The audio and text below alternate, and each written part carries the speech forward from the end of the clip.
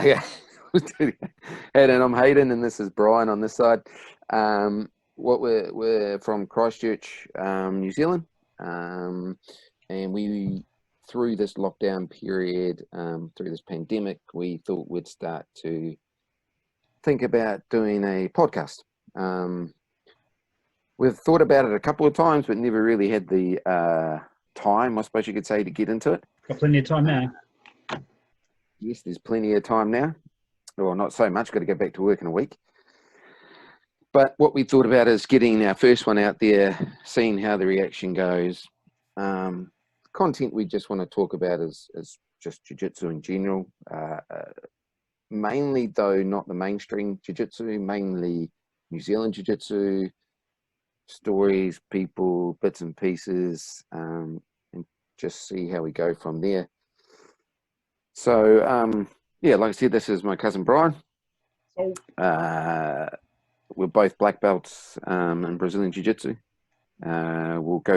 Each of us will go through a little thing of who we are, what we've done, and yeah, we'll see how we go. So we'll start off with Bryan, and then we'll cut into me, and then into Jiu-Jitsu in Christchurch, and then where we want to end, and see how it works. This is our second time I'm going to say this, because the first time it didn't record properly. I recorded it and had no sound whatsoever. So good picture, no sound. So I'm sure we can't all read lips, so we'll crack into it. Okay, so Bryan, tell us a wee bit about yourself, mate. All right, so yeah, I'm Bryan. I'm from Christchurch. My martial arts journey is long, I guess. I started in 1985 doing karate, and I did Goju karate through there, and I got a black belt at 12, I think. So I was a 12-year-old black belt, and then I got a second degree in 1996, and then from there, 2002, I got my third degree black belt, and that was when I got that, and I thought, you know what, I'll put it into effect, and I went and got a job as a bouncer, and found a lot of the stuff we were being taught didn't work. So I decided I would try a lot of other things. In this time, I also got sick. So I have a heart condition. Oh, excuse me. I have a valve replaced in my heart. So at this time, I'd had one surgery at the end. In 2000, I had heart surgery. And after that, it's like on a big mission to find something that fits. So I got a job, like I said, in security. Didn't work. I need something else. I went into kickboxing, because kickboxing is what all the heroes did. It's the era of K1. So I went into kickboxing, and I trained for 3 years. After 2 years, I said, I want to fight in the ring. Cool. Fight camp set up, going through it. It was a 6-week fight camp. I think I was 3 weeks into it. Went to the doctor to get blood tests and everything done to be cleared. Not allowed to do it. Said, no, your heart condition is too great. You'll die. So the fuck, can't do this. Doctor said I can box. So signed up for boxing. Conventional boxing, did amateur boxing for another 2 years. After a year, I competed in that. I don't move my head when I fight. I teach way better than I fight, so I got punched in a bit and lost my 2 fights in there, broke my nose, and again the doctor said, look, this isn't for you. You need to find something different. I also got sick again, had another surgery, and after that I had a metal valve put in. Couldn't play contact sports anymore. And being from New Zealand, we all played footy. I played rugby growing through. Couldn't play rugby anymore. Couldn't do boxing anymore because I took blood thinners. So I bruised too much or bleed out. So I thought, fuck, what am I going to do? And then I'm pretty sure it was my sister's birthday, and Hayden, being my cousin, was there. And we had a conversation about jiu-jitsu. And we'd had conversations before about jiu-jitsu where I slagged it off and said it was not as good as stand-up fighting. And then, you know what? I thought, fuck it. I got nothing else to do. I'll give it a go. Had my real flash karate gi. We're into Hayden's house. Had a first session on the driveway. So Groundworx started in Hayden's driveway, and got my ass kicked from that day right up till now.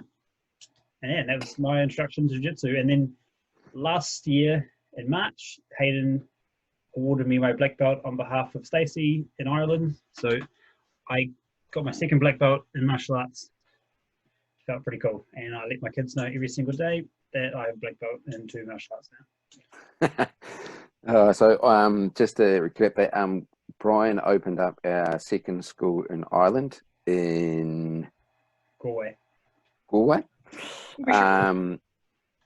which is being run by Ben. What's Clayton. Ben's last name? Ben Clayton. So Ben was a 4th degree in judo, and I've taught jiu-jitsu to a lot of people, but I've never had someone like this. Like, do you guys know Steve McCallahan? Like, he picked it up like that.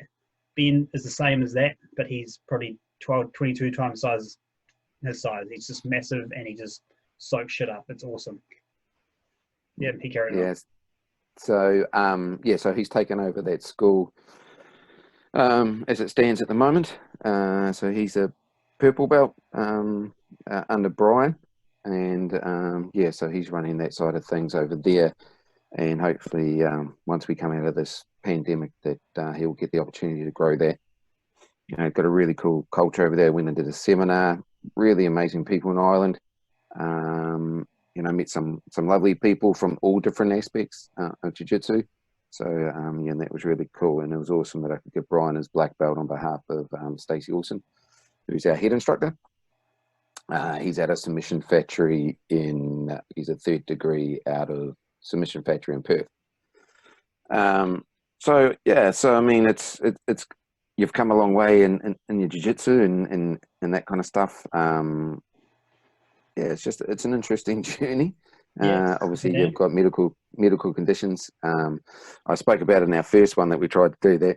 You know, a lot of people freak out a wee bit when they wrestle Bryan because he has a valve in his heart that's got a ball bearing, correct? No, it's 2 middle discs. So when the blood goes through this way, it closes off, and then that's what it sounds like. So the faster I go, so it's louder and louder. So pretty much he ticks. So everyone freaks out for a wee bit when they wrestle him. Like the crocodile Peter Pan. So I think one of the things I think that's really good out of that though is, you know, he hasn't stopped, and he's an awesome coach. He supports the team a lot when it comes to competitions and just in general, and has been my longest running student that I've had. He was my first student and is still my student under me, and so it's been quite a long journey. So I mean, my one started coming up 19 years ago in October. It will be. I started here in Academy of Combat, where most people who started jiu-jitsu in Christchurch started here. At the time, it was the only school that did it, bar the Japanese jiu-jitsu and that kind of stuff. But Brazilian jiu-jitsu, Jeff Aiken was the only person at the time that done it. I think when I started, he may have been a purple belt under John Will. So we were under that organisation, and then from there, I was taught from some really awesome people. You know, they're black belts now that have trained and on and off, which is Jason and Scotty, who are fantastic guys. But then through that, you know, I've trained with guys. We started with like Cam Steer, John Erskine. I'm just trying to think of some other ones that received their black belts. John and Cam are both black belts now. So, you know, it's a really good bunch of guys that I've started with, and they come through the ranks to get that eventually. Jeremy? Some of them took longer than others. Was it Jeremy that taught you and then came back? Got his black belt a couple of years ago? Oh, yeah. No, Jeremy. I'm not too sure what he's doing now, though. I think he had to stop for quite a while due to some issues or illness. So yeah, I mean, it's been a really cool journey. I met some awesome people through the time. So 19 years coming up. So I stayed there through my blue belt, purple, and I got my purple belt. I decided, and I spoke to my brother and said, look, I'm pretty keen to expand jiu-jitsu in Christchurch. And he was pretty keen to come on board with me. So so I opened up my own school, and it started from there. You know, just a little school, built it up. I was looking at some old videos the other day. It was just a long mat space, orange upstairs, got really, really hot. It's quite funny because everyone else was a white belt. So if I look at some of the guys that come through the door now that are trained to, well yourself were a white belt. Then you had guys like Ryan. He was a white belt. He hasn't been training for a wee while, but still good friends and that kind of stuff. Scotty Walker. Yeah, Scotty was. And then John Lentz. Aaron. Oh, it was funny. It was really funny seeing all these people with their white belts way back when and still do it. I mean, there's lots of them. If I could chuck a photo up on this, it'd be really quite cool. But I've got to find it. Maybe once we get used to doing this, I'll be able to put up photos of different parts of our journey. But it's really, really cool to see these guys, you know. John has opened up another school here in Christchurch with a couple other mates, you know, and everything is expanding really well at the moment. And the culture all round is pretty good. I've been to a lot of cities and a lot of countries. Jiu-jitsu, you don't do that. You don't do this with other clubs. And yeah, it's slowly breaking down. New era, people not so fast. There's no secrets in jiu-jitsu these days. It's all on the net. It's all on Instagram. It's all on YouTube. It's on Facebook. It's, you know, you've got, that's it. Everyone's selling it. So I did that. So we started, like I said, we started Groundworx probably 11 years ago in Belford Terrace. Then we went on to, where did we go? We went from Belford to Waltham. Waltham to Bromley. Bromley, that's it, to Bromley. And then to Aranui with Canterbury Fight Centre, where I partnered up with two other people, Carl Webber and Wayne Vega, to make a fight centre. It was really, really well, but we just got to a point where we just wanted to start doing our own things, so we separated. And then now we're in New Brighton. Really cool atmosphere down in Brighton, having, you know, our own place. One thing that you got to understand, even though I started jiu-jitsu with them guys, I never had my own place till a year ago. I always subletted, shared, had other people in. It was just the way, you know, could afford it and that kind of stuff. So, but this time I dove all in, and so we're down in New Brighton, and it's really, really, really well. Not after being the biggest school, but everyone that comes through the door really enjoy it. The only criticism I have of that gym is the fact there's a fucking power switch at the back, and if you flick it off, brings off the power to the ATM machine and the tank. And I know this because I may or may not have flicked the switch, so you've got to be really careful. Who the fuck has a switch like that in their gym? You turned the wrong switch. You're supposed to, this the third one, not the main switch. Yeah, well, you get a call from that. You get a call from the bank going, we don't have our ATM machines down. It's being power cut. Nope, I better shoot in there and check it. Got it. Yeah. Also with that though, we wanted to expand some of our students. Massage therapy. We're always looking to to make sure people rehab as well. So we've got a facility inside there with professional massage therapists. Fantastic too, man. Fix my neck up. It's one of the best things I've ever done on a regular basis. I have chronic back issues constantly, and I haven't had it ever since I've been going there. Guys are amazing. So for those ones that, even if you're visiting into Christchurch, once all this shit gets sorted out, or if there's a competition here the next day you want to do it, make sure you hit them up. Amazing people and really awesome to see. So I mean that's really where we're at. I received it'll be 5 years this October. I would have my black belt. I'm a first degree black belt and directly under Stacey Wilson. You would have heard me earlier say that he's a third degree. I've travelled, competed, taught all over the show, met some amazing people through jiu-jitsu. I'm not so much competing much anymore. just more concentrating on teaching, and yeah, just trying to spread the thing. Got some amazing people coming through the club who just want to compete, always want to compete, always just want to get out there. We talked about it earlier about the young generation that we have. Yeah, that there's some amazing young people, not just in our club, and multiple people, and yeah, and you know, well, when we talk about this, we're talking about New Zealand Jiu-Jitsu. Okay, we know that, you know, you go to Art of Jiu-Jitsu, you know, you go to Atos, you know, you go to Gracie Baja, you go to all those places, and they've got some amazing kids. But we're just talking about the ones that we have here in New Zealand, who do really well on the world scene too, in that generation. You know, we come from a population of 5 million people. You know, it's pretty awesome when you put out there and you come against the ones that have got multi-million people. You know, yeah. America, Asia, Brazil, Australia.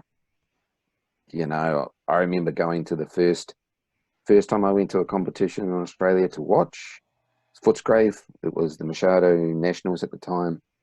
No black belt competition, brown belts. I think the brown belts at the time were Anthony Perosh, Elvis Sinisic. At the time they called him, I think it was Big Dave, I think they called him. He was a brown belt. Sorry? Dave Hart? No, I'm not sure if he was at that stage. Oh, crikey, who else? Oh, there's a few others, but, you know, brown belt was it. Purple, blues and whites. You know, when you look at it these days, with some of the comps I've gone to, there may have been 100 odd people at the comp. You know, you're talking 100 each division. For me, you're talking. But now you talk. This was, oh shit! This was 11, 12 years ago. I went to it. That was my first one I went to watch. Where, you know, when I went to the World Masters a few years, it was like, holy shit, 14 mats going non-stop for days. Yeah, it's growing hugely, and I think New Zealand is just picking up on that. So, yeah, I mean, well, like I say, this is just who we are. What we want to do is talk about local jiu-jitsu people, chew the fat on how they've done, where they've been, who they are, because these guys compete a fair bit through New Zealand, don't they? Yeah. You know, and around the world. You know, and just a lot of people know who they are, but they don't actually know their story behind their jiu-jitsu. Whether you find it interesting or not, it doesn't really matter. We just want to throw something out there and give it a go. One thing we do state is that we're not going to be, you may not like sometimes what we say, or you may like it. It's not meant to be like serious. Yeah, it's not gospel. I'm not going to be right all the time. I may say something wrong. You know, don't shoot me. It's not meant to be out of malice or anything like that. It's just my thoughts. Or I may got a fact wrong. That's all it is. Don't take everything to heart. It's maybe wrong. But when we get people on, they can, you know, just talk about their journey, and that's what it's about. Yeah. But the other thing I was going to say is, like, we talked about the last podcast, which I didn't record, but everyone focuses quite a lot on the really, really good guys around the world. So everyone knows who Guevara is, and they all know bloody Gordon Ryan. But like Hayden said, if we just promote the guys in New Zealand a little bit more, you'd be very surprised when you go overseas how good New Zealand Jiu-Jitsu is compared to other people. Like, even I just did Europe recently, and I'm not the greatest competitor, the greatest roller, but everything we do, we hold our own. And you look at the guys, the difference is they train full time. They train a lot more.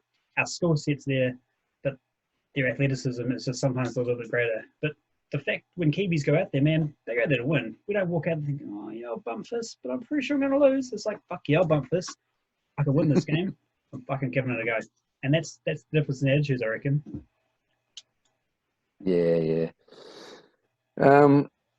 yeah, so that's what we're gonna talk about. So that's just us. So like, okay, we'll start off like we're Christchurch. We've got we'll go through the schools that we have here in Christchurch. So we've got Groundworx, we have Axis, who have got 3 schools. They've got one in Kaipoi, one in Riccarton, and the headquarters in Tuam Street. Then we have Oceanside Jiu-Jitsu. At the moment, they're at EFC. They were originally based out at South New Brighton Surf Club. Sorry? Hence the Oceanside name. Yeah. So that's where they're based at the moment. Can it be combat still? Then, yeah, Canterbury Combat's still there. Is it the wrong? Boxing has the Carlton Gracie school, and I think, like you said, there was the KU Karate School had Carlton Gracie, but at the moment they're looking for someone else to go in. The sign is still up, but I think the school's gone. But I'm not sure. Yeah, I'm pretty sure it's gone. Yeah, no, I think it may be. But then we have Fab. I think he's in Papanui, was he? Yeah, he was Papanui. Yeah, Vague Drake. And I think he's still at the martial arts shop or martial arts academy on Tuam Street as well. So look, there's some, you know, Carl, we got Carl's Universal and Carl Weber's Universal. Shit, those are the first 2 we covered last time. That's why I forgot to do them. And Chipmat, sorry, and Chipmat and Carl doing his Universal Jiu-Jitsu for his MMA boys. So yeah, so look, just to, you know, to go through, we want to try and get some of these guys, some of these students, some of them, the trainers on board to understand who they are, how long they've been doing jiu-jitsu for, why they got into jiu-jitsu, talk about their schools, where they want to see themselves. Yeah, I mean, that's really where we want to head. So yeah, so I mean that's it. So like, you know, we got Chipmat. We'll start with them. Chipmat. They're based in Sydenham town. Run by Greg. He's a black belt under Leo Vera. Chipmat. Yeah. Yep. So he's a black belt under him. He's good. Got some really good. What was that? He's good. Yeah. Very hard roll. Really nice guy, loves jiu-jitsu, just loves getting out there with his team and that kind of stuff, and competing, still competing, trying to push himself to always be better. So hopefully we'll be able to get them on and have a bit of a chat with them. Then we have Axis, run by Hayden and Trevor. Hayden is a black belt, Trevor's a brown belt. Yeah. Look, man, all of these guys are good. They really are. They they're all good at what they do. You know, you wouldn't be a black belt if you wouldn't, to be quite honest. So yeah, Hayden and Trevor run Axis, but I think they mainly teach in town though. Yeah. So Phil Corey teaches at Riccarton with Sam Belkin, I think still does it with him. And then they've got Ben Cameron, he's a brown belt with Graham, and they teach out at Kaipoi. Okay, and then we have Oceanside Jiu-Jitsu. So Oceanside are the 4 boys. Gonna get this right now. John, Hayden, Kieran, and Christian. I call him Christian. So John and Hayden both brown belts. Kieran's a purple, Christian's a blue. All very good in their own right. It's a no-gi school, so just to emphasise that. All trained in the gi. I think they still like doing the gi every now and then, but they really wanted to focus on a no-gi school and doing that. They're under Craig Jones. Slippery buggers. So, what? They're all slippery buggers in no-gi. Hard to hold down.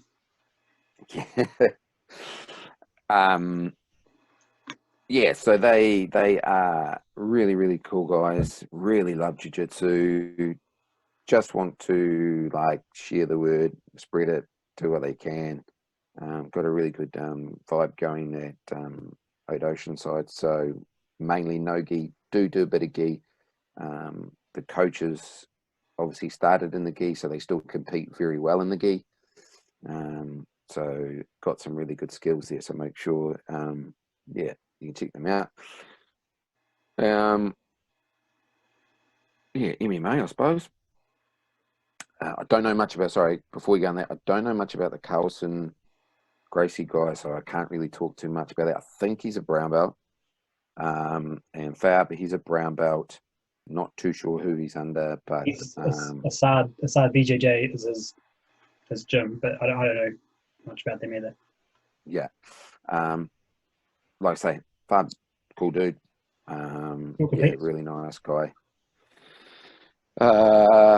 Academy of Combat.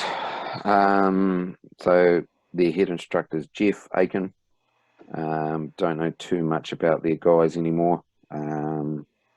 Yeah, I honestly wouldn't know who's doing what there or whatever. And so, yeah, and then you got Carl Weber into the MMA. I didn't forget about anyone, do I? No, I think that's us. Yeah. So then Carl Weber into the MMA side of things with the jiu-jitsu for MMA. Yeah, so that, I mean, they're your kind of like core schools for that sort of stuff. Outside, you still got your judo and who do their jiu-jitsu, well, not jiu-jitsu, but do their ground fighting, but mainly jiu-jitsu kind of stuff. Yeah, so that they're our schools in Christchurch. So I want to try and get them involved in all this and see what we can come up with. Yeah, and then I think the channels in Christchurch are quite good. Like I train with a lot of the other schools when I can. Like we're all pretty good friends. We all started together, so it's pretty weird to be like, nah, you can't roll with me when we've trained for like the last 12 years in and around each other. So it's cool, and everyone's got open doors mostly. I mean, I can't say they're all happy with it, but I get to go around. So maybe when I leave, they slag me off and tell me to fuck off. But I have a lot of fun, a lot of good friends out there. So I like to keep it that way. And that's it. So what we want to try and do is be, just share a bit of content, have a bit of a chat. As we get better at this shit, we'll get better. Like we want to, I mean, it's pretty cool to try and get a lot better at this. Post it on YouTube. Make sure you do subscribe to the page. So we can then start doing a bit more. As we get more savvy, it might start looking a wee bit better. But in the meantime, it's just really just throw the fat, have a chat. I mean, the world's going through some shit at the moment. No competitions, no schools. When do we start? When do we open back up? For us in New Zealand, there's still a lot of grey area about that. We were speaking about it before. In New Zealand, we have 4 levels. Level 4, 3, 2, and 1. 1's normal, back to normal. 2's got some restrictions in it. Don't really know what they are around sporting. Level 3 is, I think, yeah. Well, the group numbers, the gathering size of your gathering, I think, is the level 2. Yeah, and level 3, that's it. No gatherings, no sports, no nothing. Level 4, you're staying at home. You don't go to work unless you're an essential worker. So we've had to deal with that for the last 4 weeks. The 24th of March, I think, started. So. Yep. I think it's 4 weeks. Yeah, 4 weeks. So we got 1 more week into it, into level 4, 2 weeks into level 3, and then hopefully back into level 2, and then we might be able to get some jiu-jitsu back in, because I am amping to do something. And I'm trying to share as much content as I can on the pages for our guys, whether it's me doing techniques, whether it's me sharing how to do single drills, or techniques, posting up links to download. One of my students put a thing on and we could download a shitload of tutorials. So for most of the boys or the guys at the club, girls at the club, they'll be able to download a lot of stuff and watch in their downtime. I'll be fighting my kids. Dealing with the kids. Tell you what, I've put on some weight though. Holy crap. Well, I think I've eaten too much. I'm at 3 kilos, so I'm not too bad. I got He froze. Oh, both pros. Team freeze. Too fat to get down this fucking phone line. Yeah. Well, I've gone back into. I used to enjoy cooking a lot, so I've gone back into. First time I made fresh pasta and all that kind of hoo-ha. But I've been drinking a lot of beer. That's Instagram, man. Everyone's on the piss and everyone's fucking Rick Stein. Everyone can make these amazing meals now. It's good fun though. I've had some really good feeds. But yeah, just trying to, like I said, I tried yoga, tried to get some yoga today, trying to stretch my back because I can't get a massage. So, the simple things. Most important thing is you just got to stay home at the moment. Yeah, my shoulders are good. So that's why He's trying to jump in, he's trying to sprint. Ah? Oh, we only both jumped out there. I was just saying my shoulders feel fantastic. So like I say, we'll come up with some content. We'll come up with a bit more structure, maybe, or maybe not. I might just ask stupid questions. Yeah, well, should we do a couple of rounds of questions now then? Like as opposed, like apart from New Zealand, like where's the best place you reckon you've rolled? Like not necessarily like skill wise, but like the whole jiu-jitsu lifestyle, like really open to letting you in there, fucking sharing rounds. Hawaii.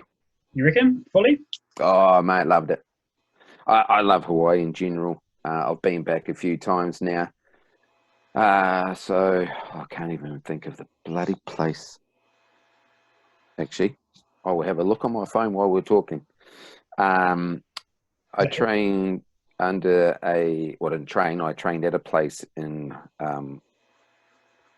Waikiki, just down the end and up around the corner, I suppose you could say. Oh yeah, off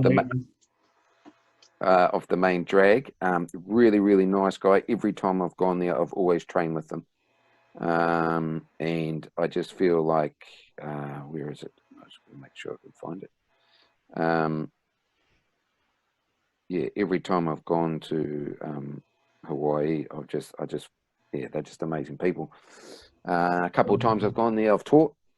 So they were like, oh shit, sweet, you're a black belt, no worries, come in, you want to teach a class? I was like, yeah, sweet as, no worries. And then taught a class there, really nice people. Holy crap, it doesn't even come up. See, my technology is not the greatest on this stuff. No preparation, not impressed. Oh, no preparation, man, just throw me in it. Sorry. Not impressed by your performance. I can't even pronounce the bloody name of the street it's on.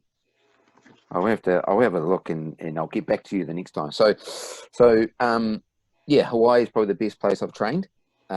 Really nice guy, tough guys, all sizes. When I first went there, it was Helson's school. Yeah. I was a white belt, and it was his school. It was above a panel beaters or garage. Got up there pretty much open air, no windows, just a breeze flowed through. And that was down around the corner from Ala Moana. And then every other time I've gone back as one of his students, he's a 4th degree black belt, I'm pretty sure. Hawaiian fella, lives at his gym, got the dog, he's got his little bed and swing there. Again, it's an open-aired kind of facility. It's only got shutters, but yeah, really cool. Also, probably another place would be Solaveras in San Diego, and Zanji's. Amazing place, amazing people. Had such a good vibe there, good time. Trained in the morning, come back at night, trained at night. Guys dropped me off back into the city, didn't even know me. They were like, hey, yeah, sweet, I'll drop you off. Yeah, I had that from Europe once, yeah. So, that was really, really cool. Got my ass handed to me by Sola. Man, like I say, if I don't pronounce the name right, I'm sorry, but that's how I pronounce it. But I got my ass handed to me. It was so good. I drank in beer for like 2.5 weeks. That's no excuse. Even though I hadn't drank beers, I would have got my ass handed to me. I was a brown belt at the time. I was just like, whoa, because I said to him, can we have a roll? And he's like, yeah, no worries. Like a minute into it, I was like, oh shit. So yeah, so they were kind of, yeah, they were pretty cool. What about yourself? Yeah, well, my biggest place I wanted to go to was Ozeander's in San Francisco, and I was so excited. I finally got to go there. I've been to some other places as a blue belt. I went to Thailand, and I liked Thailand was cool, but it's yeah, I didn't get the greatest. At the time, I thought it was really awesome, but you know, I think now looking back, it wasn't the greatest school to have rolled it. I met some cool people who I still talk to now, but then I'd always wanted to go to Kurt's school, and when I went there, that was fucking something else. I mean, the warm up was about an hour long, and it was just fucking 100 miles an hour. The dude taking it was a blue belt, but he had Kurt's face tattooed on his chest, like the outline one over here. He went 100 miles an hour, fucking did these wrestling drills, absolutely smashed us. And then we did the class, which Kurt took the class. Fuck, he just like the YouTube channel, man, cracking me up. And he was trying to teach I was partnered with his white belt. No one partnered with me at first, but I can't see without my glasses on, so I couldn't work out if they were just ignoring me or what. But I ended up with this white belt, and he was trying to do this move, and he was doing it wrong. And I was trying to talk him through what I thought it was. And Kurt was standing behind me. He was like, yeah, man, listen to this guy. And then he tried to do it. And then the guy fucked it up big time. And I was like, no, grab my arm here. And then he grabbed, I think he grabbed my chin. And I started laughing. He's like, you shut the fuck up. Don't you fucking laugh and encourage this guy. You're fucking embarrassment. And he's just paying everybody out. And just top dude. And everyone just fucking soaked it up. It was awesome. And at the end of it, it was just, yeah, just fucking rolling. And I got to roll with, first up I rolled a blue belt. That was quite cool. And then this older black belt. I was a brown belt at the time, so I rolled with him. And I was like, fuck, what do I do here? Because it's someone else's school. I want to jump out, go 100 miles an hour because I want to win, but I also don't want to get my ass kicked. And he was one of those guys, he did just enough. Whatever I did, he did just enough. He just matched it. So it was a cool roll, a lot of fun. Shook hands at the end, had a big laugh. And then I fought Jake Scoville, who was one of Kurt's competitors at the time. And that was a lot of fun. That was when I realized I am better at jiu-jitsu than I sometimes give myself credit for, because I passed his guard. And then I went around, and he was coming back around. What did he do? He reversed it, and then he was going to do this underneath move. I can't remember what it was, but it was something I'd been doing. And I was like, fuck, I know what he's going to do. If I do roll under here, I can take his back. And I did. I got his back and fucking footlocked me. And that was it. I tapped, I screamed. But yeah, it was a lot of fun. And poor dude, it was an accident. Like, he hurt me, but I don't think he meant to. But yeah, and that was, I've never had so much fun. And like, I had a massive injury at the end of it. Loved it. Couldn't have been any more fun. I mean, if I'd won and not got hurt, it would have been even better. But fuck, it's not many games you can play where someone legitimately tears a tendon in your foot or fucking breaks a bone, and you're like, yeah, that was awesome. That was the best place I've trained at. Yeah, I mean, and that's probably one of the biggest things I try to tell my students too. Don't get overwhelmed from where you go. Like, just because we come from this little island in the middle, well, not the middle, the bottom of the Pacific, our jiu-jitsu is not as good as anyone else's. Like, you know, when I grade my guys, I don't grade them just to give them a belt. I grade them that if they ever do travel, if they ever do go anywhere, they're going to stand up to that belt. So whether they're a blue belt, a purple, a brown, or a black, they're going to be able to look after themselves and stay at that level. And I always felt like when I traveled, you know, I was always like, am I actually good enough? Am I always like, you know, I come from this little place. I don't know enough. I'm not going to be as good as these guys. These guys get more training. But as my roles got on, some guys beat me. Some guys didn't beat me. And it's just the same as sometimes when I'm here. Sometimes I win a roll. Sometimes I don't win a roll. I'm not fussed about winning or losing anymore. But the standard that we teach is definitely on par with everyone else. For sure. And that's Totally what agree. I want to do. Totally agree. The only time traveling I felt like when I first started jiu-jitsu was after I got my black belt. I was like, fuck. I mean, nothing had changed. I mean, I could have got it then or a year later. I still would have had the same skills. But I was going to gyms thinking, fuck, I've got a black belt now. am I going to let down their expectations of a black belt? Because the first school I went to, the coach was a brown belt, and there was no one else there, and I turned up, and Hayden gave me a gi, and so I took that gi with me. So I had a brand new gi I'd worn once. I walked into this gym, and the guy was like, "Oh, what are you here for?" And I was like, "Oh, I want to do jitsu." He's like, "Oh, okay." And he saw my gi. It was still in the plastic bag that I got it in. He was like, "Oh, have you done it before?" I said, "Yeah." And I didn't want to say, "Yeah, I'm a black belt." I said, "Yeah, I've trained before." And he was like, "Right." When then I got changed and stuff, and I was getting changed. He was yelling out through the thing. He's like, "Oh, yeah, do you need any help with your belt? You know, we can help you through this. We've got a lot of good guys here, so don't worry about it. Don't be too scared." And I walked out, and he was like, "Oh, I'm really sorry, man. No disrespect." And I was like, "No." Yeah, and that was when I was thinking, fuck, now I've really let it down. I should have told them in advance. But yeah, every other school after that, I told them, I got an email through and say, "Hey, look, I'm a black belt from New Zealand, traveling through. Can I roll at your gym?" And I've already been charged. I think I did 11 schools in Europe and had to pay for one, maybe two. So Yeah, you gotta be prepared for that. Just because you, whether you're a black belt or a blue belt or a white belt, be prepared. You need it's people's livelihood. So, I've a lot of the places I've been to, I've paid. A lot of places I haven't. But you just got to always think not the worst, but always think, yes, I'm going to be paying up front. I always So then, ask now. I just in advance I'll say, "Yep, keen to roll," and then wait till they come back and say, "What time do you guys roll, and what do you guys charge for visitors?" And then from there they'll come back. yeah, and that's the best way to look at it. I found that while you were talking, I found that guy's Oh yeah, guy's name. Ronnie. I'm going to chuck that. Tell me, because I can't actually pronounce his last name. Is that going to show up or not? nah. Oh, that sucks. Okay, so it's Ron Shiraki. Shiraki.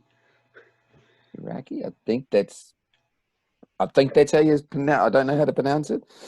But it's in Honolulu, Hawaii. He's under House and Gracie still. Yeah, really, really cool place to train. So if you ever get the opportunity to get there, yeah, make sure you do. Oh man, I can't even pronounce the street it's on. Jesus, that's terrible. But if you get it in Hawaii, make sure you check it out. So that's a really cool school to do there. And there's plenty of cool schools in Hawaii. Don't get me wrong, that's not the only one. I know a lot of other people that train at different places there, but that I just really enjoyed it. Had the really good vibe there. So yeah, I thought that was pretty cool. Yeah, I suppose. Like, what else? What else we got? What's another question you got for me, bro? Yeah, we'll stick to the travel ones because I've just come off traveling as well. But every time I have traveled, always take your gi. I mean, like I said, I trained 11 places. I went to 17 different places, but I took a gi every single time. It's like the old classic in the movies, better to have a gun and not need it.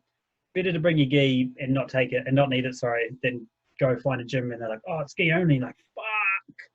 Or like I said before, man, just flick out in advance and say, "Look, I've got limited space in my bag.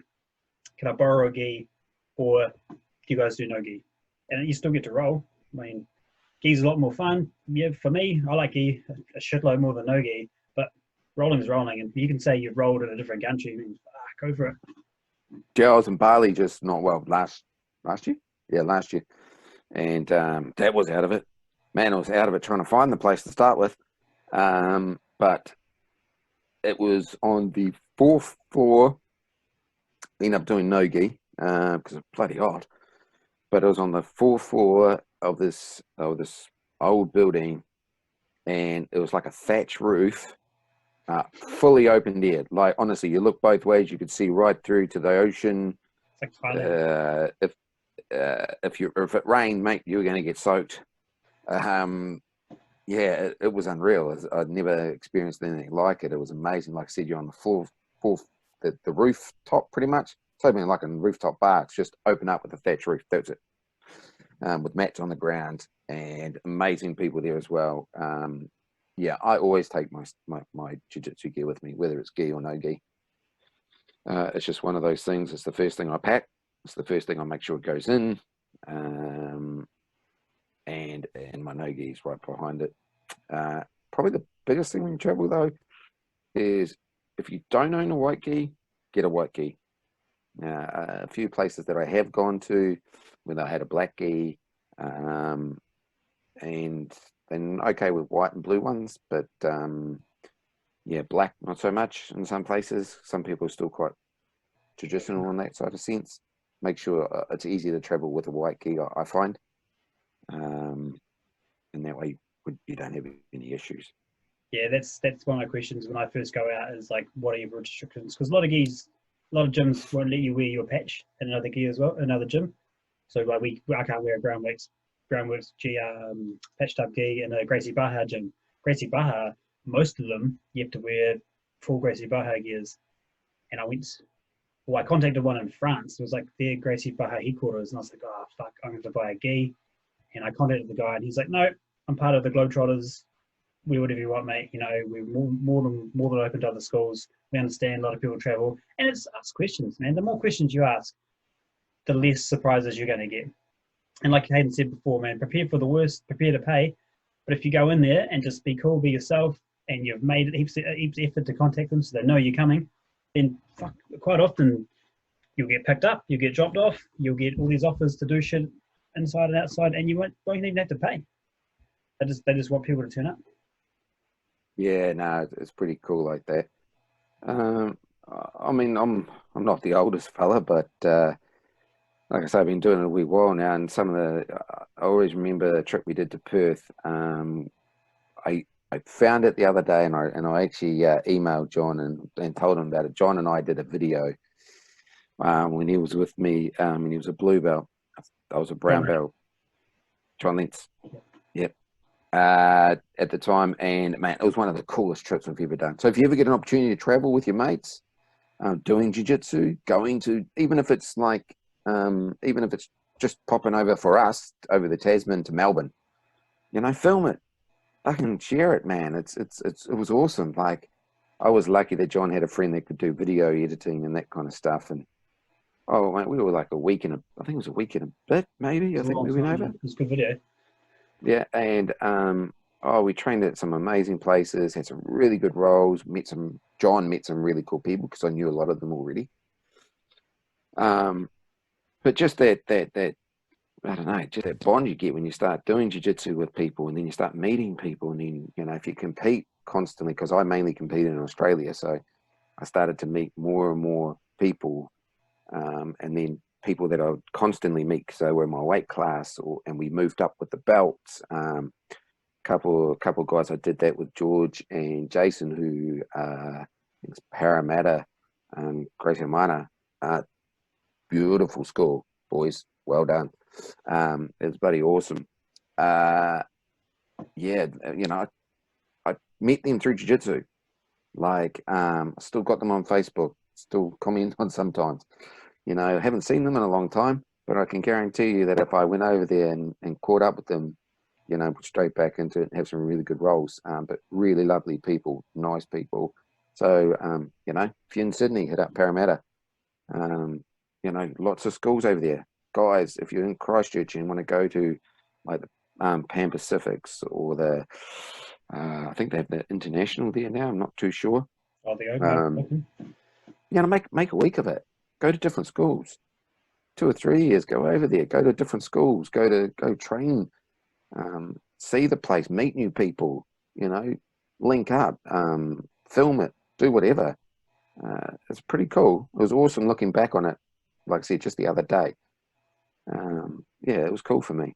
Yeah, a lot of comps too. They've got the grappling industries do all their comps over there now. They're pretty cool. You get shit. Most times you get like 5 or 6 rolls, depending on how many people in your division. You just roll non-stop. Fucking hard work there. The jiu-jitsu scene across New Zealand's picking up. You know, it's hard for a lot of the parents and that kind of stuff. We originally, I think we had five potential comps here in the South Island this year. Obviously that's all turned to shit now. But, you know, we don't need to travel to the North Island. Some of them that can afford it We just had the Oceanas up in Auckland, which I know a lot of Christchurch people did really well at, not just from my school, but from other schools as well. So that was really cool. But it's an expensive trip, you know. But now, by all rights, there was supposed to be a Christchurch Open. There was a Dunedin Open, a South Island Open. I think that we had the full force sub only here. Oh yeah. I think there was another one. I think I've That missed. was the week before the Oceanas, weekend before. Yeah. Yeah, no, so a lot of comps for these guys that want to compete in jiu-jitsu.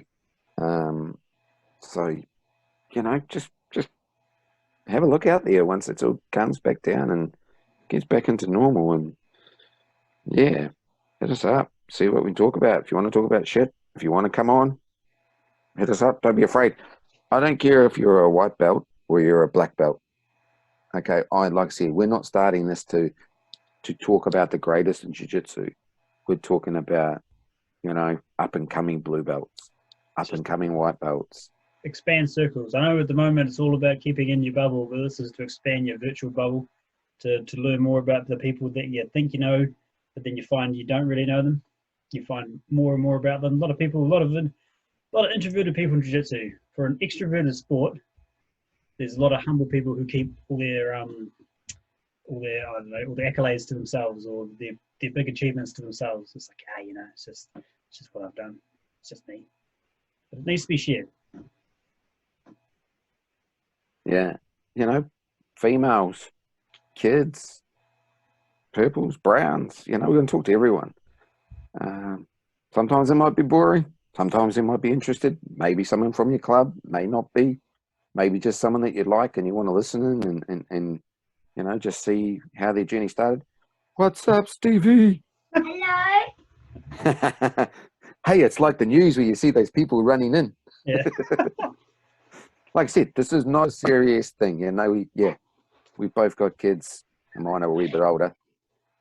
But, you know, we just want to put it out there and, you know, appreciate anyone's support. If there's a subject you want to speak about, hit us up, you know. Look, shit's controversy sometimes. See you, buddy. See you soon. See you, mate. Stuff gets controversy sometimes, you know. It's just our opinion. Like I said at the start, do not take shit personally. Okay? I can tell you one thing right now. I get frustrated with refs not understanding the rules in jiu-jitsu. Not saying that I'm perfect at them, but if you're going to put your hand up, please make sure that you read the rules. Please make sure you understand them. Because I can guarantee you, I read them constantly, especially when I've got guys competing. So if I know that something's not happening, I am going to say it. I know that you got 100 things going on at once, but I definitely know the rules when I'm sitting there and I'm telling you what they are. Hey, take all due respect. At the end of the day, it's your decision. But, you know, that's probably one of my bugbears. And, yeah, people always go, oh, well, then when you ref, I did it. I refed for a long time in jiu-jitsu competitions. I ran jiu-jitsu competitions. I still run them every now and then. And I run them very successfully when I do have them. So I do know what I'm talking about. And yes, I know people make mistakes, but sometimes, you know, you're not there just to stand there. Please pay attention, learn your rules, understand jiu-jitsu, know what a sweep is, know what a takedown is. Yeah, please. That's probably my only bugbear. Like I said, you may not agree with it. Sorry, that's just me. Touching back on that though, I can remember when you stopped running competitions, and then we would go to other ones, and they'd see Hayden, and they're like, "Oh, can you just help us redone?" Because you look at their layout, you're like, "What the fuck is this? I mean, how can you be here then there, 2 minutes there, and nothing? It's just terrible planning." So they'd see Hayden, they'd be like, "Oh, can you help us do this?" And you turn to me, you'd be like, "Can you help these guys in the corner? Because I guarantee you I get caught up in this for the next 2 hours." And that honestly is one of the times I thought I need to get better at coaching and better at refereeing, because it's probably better if I go and help referee and you can be the coach than vice versa. So that was one of the reasons I ended up becoming a referee, because I was like, fuck, they always take our coach anyway. So if I go out there and do it and you become good at it, you won't have to do it anymore. He got a free gig out of it when he was at the Pampax. I got a lot of free shit out of being a referee. It's been great fun. Got some negative press on Instagram for that one I did in Dublin as well. Like I said, you're not always going to get stuff right, and don't, you know, that's what coaches are there for. They're there to question you, okay? And if they say, oh, no, you can't, well, yes, you fucking can. Because sometimes people take this sport real seriously, and they want to give it everything they got. So when you don't give them points for amount, fucked if I know why you don't give them points for amount, but when you don't give them points for amount, I'm going to say something, you know? So, yeah, sorry, I'll ramble on for that one for a while. But it's just not my school, because I got a lot of friends that do jiu-jitsu and they ask me if I can be in their corner, and I'm just the same with them as well. You know, I'll support anyone, whether you're, as long as you're not going against my school. But if you're not, mate, if you need a hand, put your hand up. I'll help as best I can, and my team will too, especially if you're traveling and you're on your own, and you know, and just want someone to help warm you up, mate. And I've got a team there. Yeah, just come along and say, hey, man, do you mind if you guys give me a hand to warm up, and we'll be into it. Don't care where you're from. Don't care at all. Yeah. Well, there was Alexius, I think. I helped you warm up, and then I went and rolled Keelan Walker from Blenheim at the time, because he was about to fight Ben Boyce before you. And there was no one to warm him up. And there was you, and you were like, well, fuck, I'm nowhere near the size of Ben Boyce. How about Bryan does it? It's like, all right. But there's another time. That reminds me, that was a wicked fight, that one. I enjoyed that one. It was a bit slow. Probably wasn't one of my well, probably mine or Brad's greatest performance. Pretty much in guard the whole time, and then I broke my rib probably about halfway through it. But oh no, I still enjoyed that. I actually watched that the other day as well. Yeah, that was actually it was quite a fun night. Good experience. One of the first kinds of it. Wish it could have continued and done well. Anderson and that did a really good job with it. Yeah, had a lot of ups and downs through that journey to get onto the mat for that one. Yeah, I remember when you did fight, and I knew you'd been hurt, but I didn't think it was as bad as it was, because you just carried on. And I can't remember what you were doing. Are you trying to reverse the sweep or something? And I was like, just post out and just sit up. And seriously, this is what I got. And it's just, I could tell, and I just went, so I'm fucking trying it, and I can't do it. I broke my rib, and I could hardly breathe. I could hardly move. And every time Brad put weight on his leg down on me, I'd, oh shit, I just wanted to tap, but I wasn't going to. Because then he would try and pull on my arm, which would release his foot off my rib, which I'd breathe again. So this went on for probably a good, I don't know, 30 odd seconds. Hey? It was an 8-minute fight. It was a fucking long time. Oh, yeah, look, I mean, we were in this kind of like stalemate kind of holding guard, and then I can't even remember how he might have pushed past me somehow, and it slid, and I felt a pop, and then I just let it go, and I couldn't think, and then he got past my guard, and then he pretty much just dominated me from then onwards. The only thing I can remember. I remember this because after the fight, we talked to Brad, and Brad was like, he was posting on your ribs, and he went to go around, and you were taking his back, and he said his hand was here, and he felt the rib just go. He felt something tear, and he was just like, oh, fuck.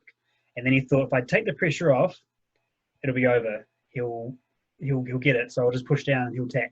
And you didn't tap.